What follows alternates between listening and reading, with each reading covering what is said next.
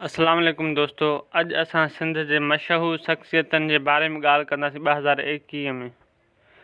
पहिरें नंबर ते अचे थो आसिफ अली ज़रदारी साहब, जेको पाकिस्तान जो अॻूणो सदर रही चुको आहे, ऐं पीर पागारो साहब, जेको सिंध जो मशहूर तरीन शख्सियतन में लेखियो वेंदो आहे।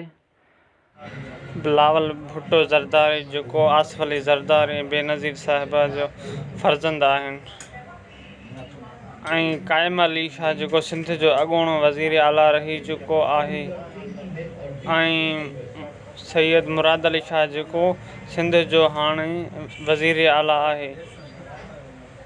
सरदार अली शाह, जेको सिंध जो मिनिस्टर आहे ऐं हाणे बि अञा आहे। ऐं अॼुकल्ह मशहूर शाहनवाज़ ॾावणी, जेको PSL में खेॾियो आहे ऐं अॼुकल्ह ॾाढो मशहूरु आहे। ऐं सिंध जो मशहूरु रागी शमन मिराली बि मशहूरु आहे।